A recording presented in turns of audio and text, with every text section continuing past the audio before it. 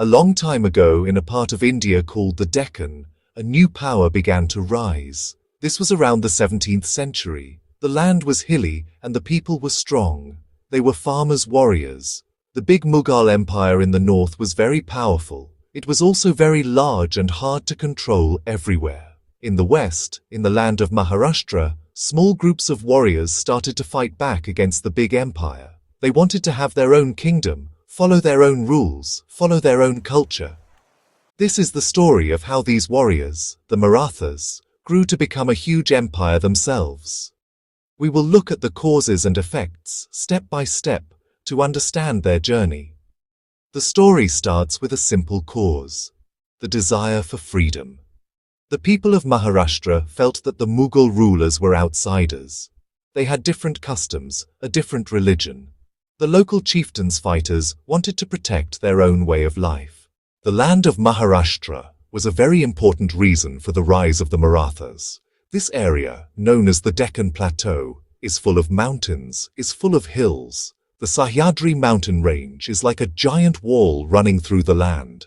This geography was a cause of great difficulty for any invading army. Big armies with heavy cannons, long supply lines found it very hard to move through winding valleys and steep slopes. The effect of this was that the local people, the Marathas, had a natural defense. They were used to this land. They could move quickly, hide easily, making them very hard to defeat on their home ground. This rugged land shaped the character of its people. Farming was difficult, and the monsoons were not always reliable. Many of these men also served as soldiers for local chieftains. The effect of this was the creation of a large group of people who were both farmers and warriors. They were deeply connected to their land and were willing to fight to protect it from outside rulers. They formed the backbone of the Maratha armies. The land also provided the perfect places for building forts. The Marathas became masters of building forts on top of these high peaks. These forts were not just for defense. They were also administrative centers and storage depots for grain and weapons, and safe havens for the local population during an invasion. Controlling these forts meant controlling the entire region. The Marathas needed a leader to unite them. That leader was Chhatrapati Shivaji Maharaj. He was born in 1630 in the fort of Shivneri. Shivaji grew up hearing stories of bravery and justice from his mother, Jijabai. The cause was his strong upbringing and his deep love for his homeland. He saw the suffering of his people under the rule of distant sultans. The dream of Hindavi Swaraj, or self-rule for his people. He started his mission by capturing his first fort, Torna, at the young age of 16. His bold and clever leadership inspired other young Maratha warriors to join him. The effect was a chain reaction of victories, using surprise attacks and clever tactics instead of large, costly battles. He treated his soldiers with respect and made sure they were paid regularly. Afzal Khan arranged a meeting, planning to kill Shivaji. He suspected a trap and went to the meeting wearing armor under his clothes and carrying a hidden weapon, Wagnak. When Khan attacked him, Shivaji fought back and defeated the much larger general. It sent a message across the Deccan that Shivaji was a force to be reckoned with.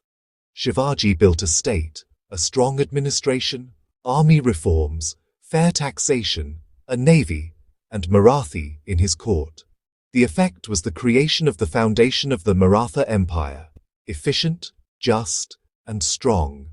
His life and his actions were the single most important cause of the Maratha Empire's birth. The Marathas became famous for their unique way of fighting. They could not fight the massive Mughal armies in open head-on battles. The cause was their smaller numbers and limited resources, so they had to be smarter and faster. The effect was the development of Ganamikava, or guerrilla tactics. This meant using speed. This meant using surprise. This meant using the local terrain to their advantage. They would attack supply lines and the rear guard, then disappear before the enemy could react. They rode small, sturdy Deccan horses and could cover 40 to 50 miles in a single day. They carried light weapons and avoided heavy armor to stay faster. They could raid deep, collect taxes and tribute, then return to their safe forts. Forts were the other pillar of Maratha strategy. Hundreds of strongholds across the hills. A chased Maratha force could retreat into a fort. Besiegers faced brutal climbs and flanking attacks. Fast cavalry plus strong forts made the Marathas almost impossible to defeat completely. Aurangzeb spent his last 27 years in the Deccan trying to crush the Marathas, and failed. His large, slow armies were bled dry by constant raids and endless sieges. The Maratha way was about patience, endurance, and intelligence. Well, you see, that was their real strength. The effect was the Mughals never gained full control over the Deccan. They wore the enemy down over time. The rise of the Marathas happened at the same time as the decline of the Mughal Empire. The weakness of the Mughals was a major cause that allowed the Marathas to expand. Years of war emptied the treasury and stretched the empire too thin. Under the leadership of the Peshwas, they began to push northwards. The effect was a massive expansion. The Marathas became the real power behind the Mughal throne. They controlled a vast territory and dominated the 18th century. A new and powerful enemy from the northwest, Ahmad Shah Abdali. Led by Sadashivrao Bhau, they advanced, but crucial mistakes left them isolated.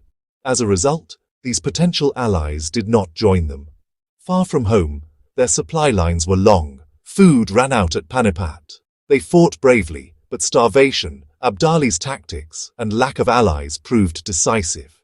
The effect was catastrophic. Huge numbers killed. An entire generation of leaders lost. Yet the empire did not collapse immediately. Decentralized power helped them recover. They regained control within a decade, but the dream of a single united empire was broken. Panipat exposed internal divisions and marked the beginning of the end of their peak power. Well, that was a great loss. While the Marathas were recovering, the British East India Company grew, small but well-armed and well-funded. Internal divisions within the Maratha Confederacy meant no united front. The British took sides, gained allies, and expanded their control.